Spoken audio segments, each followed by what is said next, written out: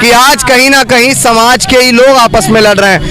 आप उस घर के मतभेद को छोड़िए, जनता चाहती है कि नेता एक हो जाए, लेकिन अभी नेता नहीं चाह रहे कि एक हो जाए। तो नेताओं को आईना दिखाना पड़ेगा, तो समाज को विचार करना पड़ेगा कि नेताओं को कैसे खदेड़ना है। साहब, खदेड़ना पड़ेगा, नेताओं को सबक सिखाना पड़ेगा, नेताओं को एहसास कराना पड़ेगा कि अगर आप समाज के ठेकेदार बन रहे हैं तो फर्स्ट प्रायोरिटी समाज को एक करने की आपकी बनती है। पहले आप एकता दिखाइए, उसके बाद समाज को एक करने का भी। दोनों का ही नेता, इन दोनों का ही कार्यकर्ता आज आपस में लड़ रहे हैं।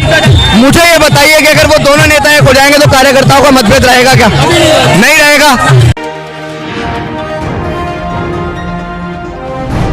सफल हो जाएंगे साहिब बिखर के कैसे आखिर हम, सफल हो जाएंगे साहिब निखर के आना है तो एक ताही चाहिए साहिब, बिखर के कैसे आखिर हम सफल हो जाएंगे साहिब, निखर के आना है तो एक ताही चाहिए साहिब। जैसा कि आपको बता दें, 23 जुलाई को बहुजन शायर अभिषेक कुमार जाटव ने, जो कि बाबा साहब की जन्मस्थली मऊ से और बहुजन नेताओं एक हो जाओ की एक यात्रा प्रारंभ की थी। 23 जुलाई से आज यानी कि 1.5 महीना बीत जाने के बाद में भी आज यूपी के मथुरा में पहुंचे। देख सकते हैं कि यहाँ पर अभिषेक कुमार जाटव के साथ में और किस तरह का एक भारी सैलाब देखने को मिल रहा है। उनका एक स्लोगन है कि बहुजन, यानी कि एक नीति है कि बहुजन नेताओं एक हो जाओ। इसको लेकर के वह लोग बहुजन शायर अभिषेक कुमार जाटव जी यहाँ पर मेरे साथ में यहाँ बीच सकते हैं। देख सकते हैं भारी एक सैलाब जो है कि बाबा साहब अम्बेडकर के नाम से यानी कि जय भीम के नारों से यह मथुरा गूंज उठा है। बौद्ध नगरी मथुरा में अभिषेक कुमार जाटव यहाँ प्रस्थान कर चुके हैं। एक भारी सैलाब के रूप में उनका लोगों ने एक स्वागत किया है। मैं आपको एक बार रूबरू करा देता हूँ कि आखिर में उनकी जो नीति क्या है, किस तरह से वह और ये यात्रा शुरू कर रहे हैं।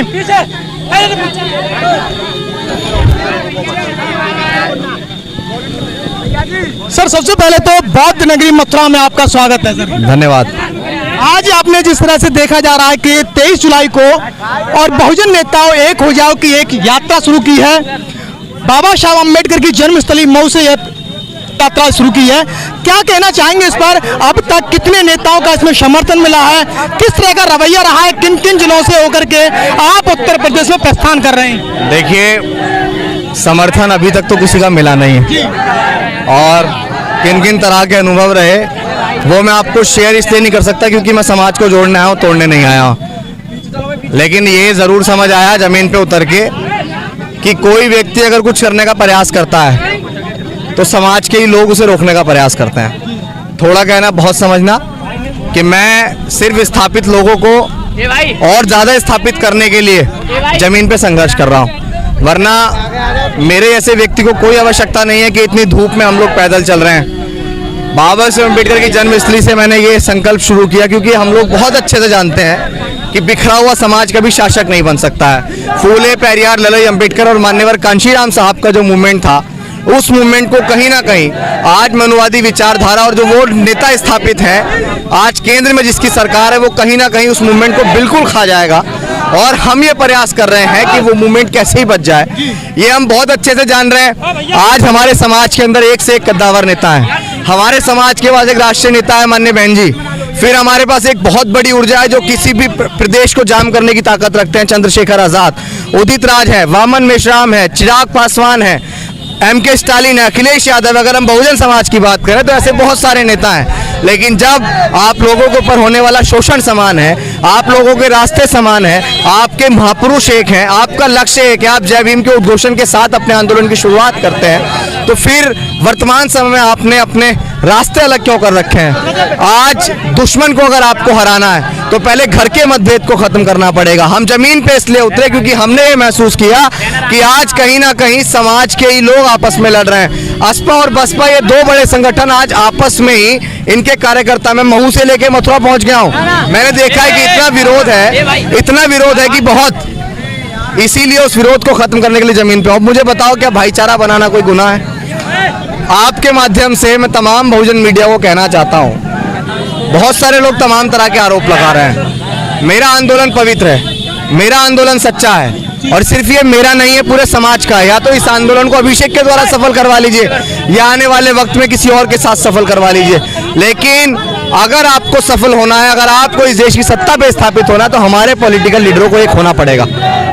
ये जो संस्था आपने जो निकाली है, इसका मेन उद्देश्य क्या है?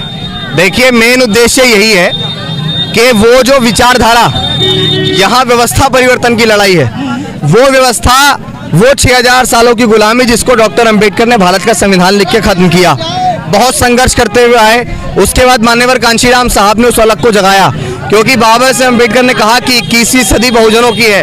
और आज हम लोग इसलिए संघर्ष कर रहे हैं कि हमारे रहबर जिस बात को कह के गए वो बात झूठी साबित ना हो जाए, संघर्ष कर रहे हैं। मान्यवर कांशीराम साहब का सामाजिक परिवर्तन का जो मूवमेंट था वो कहीं ना कहीं आज पिछड़ चुका है। क्या ये सामाजिक परिवर्तन हो सकता है कि हम आपस में लड़ाइयां लड़ रहे हैं? क्या ये सामाजिक परिवर्तन है कि आज हम लोग पार्टी संगठन देखकर कहीं भी किसी का समर्थन करने उतरते हैं? अगर वाकई आपको सामाजिक परिवर्तन की इच्छा है, आप चाहते हैं सामाजिक परिवर्तन, तो असल मायने में सामाजिक परिवर्तन वो है कि नीले झंडे के काम करने वाले किसी भी दल, किसी भी संगठन को आप कहीं भी छोटा नहीं आंक सकते हैं। बस इसीलिए उस परिवर्तन को बनाने निकले। देखते हैं क्या इस तरह का जो आपने बीड़ा उठाया है, ये प्रेरणा किस तरह से आपने ये कदम क्यों उठाया, और कहां से ये प्रेरणा मिली कि आखिर में जिस तरह समाज में जो हालात पैदा होते जा रहे हैं, आपके लिए इतना बड़ा कदम उठाया आपने? देखिए, मैं आपको बताऊं कि हमने फूले पेरियार ललई अंबेडकर और मान्यवर कांशीराम साहब के मूवमेंट को देखा तो नहीं है आंखों से, लेकिन हमने पढ़ा है, हमने उनके संघर्ष को पढ़ा है। और आज हमें ऐसा लग रहा है कि अगर इस तरह का काम नहीं किया गया तो उनका संघर्ष कहीं ना कहीं विफल हो जाएगा। हमारे महापुरुषों का जो त्याग था, डॉक्टर अंबेडकर ने अपनी 4-4 संतानें गंवा दी समाज के लिए, सिर्फ उनका अंतिम लक्ष्य था कि हमें इस देश का हुक्मरान बनना है। मान्यवर कांशीराम साहब घर परिवार, सुख चैन संपत्ति सब कुछ छोड़ के आजीवन शादीशुदा नहीं रहे। उसके बाद उन्होंने वो सारा कारवां चलाया। आज उनका कारवां कहीं लुट रहा है, उसको बचाने के लिए जमीन पे निकले हैं। वो प्रेरणा लेने की जरूरत क्या है? अगर आपको कुछ करना है वाकई में, तो जरूरी नहीं है कि पीड़ा आपके साथ हुई हो, आप महसूस भी कर सकते हैं। जिस तरह से आपने मऊ से चल करके और आप यूपी में पहुंचे, विभिन्न राज्यों से, विभिन्न जिलों से होकर के चले, किस तरह का रवैया आपको मिला लोगों के प्रति, किस तरह की भावना मिली समाज के प्रति? क्या वो लोग एक होने की चाहत रखते हैं कि किस तरह का रवैया था उनका? जमीन पे जो कार्यकर्ता है ना, जमीन पे जो समाज है, वो समाज के बीच ये बहुत बड़ा क्राइसिस है कि आखिर वोट दें तो दें किसको, क्योंकि डॉक्टर अंबेडकर ने संविधान के अंदर आपको एक वोट का अधिकार दिया है। और हमारे समाज के अंदर नेता कितने स्थापित हो गए, पार्टियां कितनी स्थापित हो गई, 1,35,000 से ज्यादा स्थापित संगठन है जो रजिस्टर्ड है, और पार्टियां ना जाने कितनी हजारों बनी हुई है। अब आप मुझे बताओ समाज किसको वोट दे? सब डॉक्टर अंबेडकर की बात करते हैं, सब फूले पेरियार के मिशन की बात करते हैं, लेकिन अगर अभी आप उस घर के मतभेद को छोड़िए, जनता चाहती है कि नेता एक हो जाए, लेकिन अभी नेता नहीं चाह रहे कि एक हो जाए। तो बहुजन समाज इस तरह से भटका हुआ है, एक तरफ में जहाँ बाबा साहब को मानने वाले और बाबा साहब के नाम को उद्घोषण कर गए और वो भटके हुए कि अगर मैं अखिलेश को वोट करें या चंद्रशेखर भाई को वोट करें या बहन जी को वोट करें या बहुजन समाज के तमाम ऐसे नेता हैं, वो किसको वोट करें, किस पथों पार के मतलब कि चुने वो? ये समाज को तय करना पड़ेगा। अगर नेताओं की वजह से मूवमेंट बिखर रहा है तो नेताओं को आईना दिखाना पड़ेगा, नेताओं को सबक सिखाना पड़ेगा। नेता जो है जमीन पर उतर के बोलते हैं कि समाज एकजुट नहीं हो रहा है, समाज एकजुट नहीं हो रहा है। आखिर समाज आपको कितनी बार एकजुट होकर दिखाए? समाज ने आदरणीय बहन कुमारी मायावती जी को उत्तर प्रदेश का 4 बार मुख्यमंत्री बनाया, देश का सबसे बड़ा सूबा है। समाज ने चंद्रशेखर आजाद के एक कहने पर भोपाल को जाम कर दिया, उतनी बड़ी क्रांति आज तक समाज ने नहीं देखी। समाज ने उदित राज के एक कहने पर भोपाल दिल्ली के रामलीला मैदान को जाम कर दिया।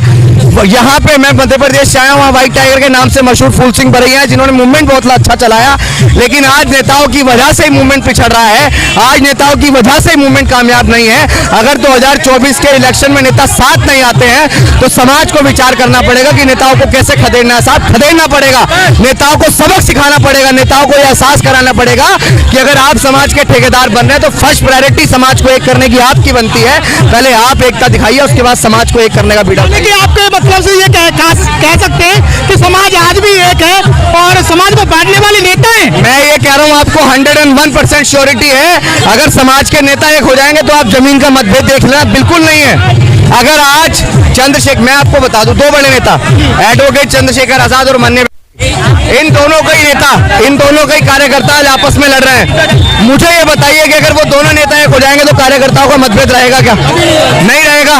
माननीय बहन जी के पास 4 बार की मुख्यमंत्री का एक अनुभव है। एडवोकेट चंद्रशेखर आजाद जी के पास एक ऊर्जा है। आप मुझे बताइए कि वो अनुभव और ऊर्जा अगर एक हो गए तो क्या हमें सत्ता में स्थापित होने से कोई रोक सकता है? नहीं रोक सकता है। लेकिन आज हम देख रहे हैं कि हम एक औकात, एक सांसद बनाने की इस देश में हैं। अगर हम ख्वाब देख रहे हैं प्राइम मिनिस्टर बन। इस खबर को देखने के बाद क्या है आपकी राय? नीचे दिए कमेंट बॉक्स में दीजिए अपनी राय। ऐसी तमाम बड़ी खबरों को देखने के लिए जुड़े रहिए हमारे साथ। खबर अच्छी लगे तो लाइक कीजिए और शेयर कीजिए, और हाँ, चैनल को सब्सक्राइब कर घंटे वाली बटन को दबाना ना भूलिए। फिर आते हैं आपके बीच कुछ खास खबरों के साथ। तब तक के लिए नमस्कार, जय भीम।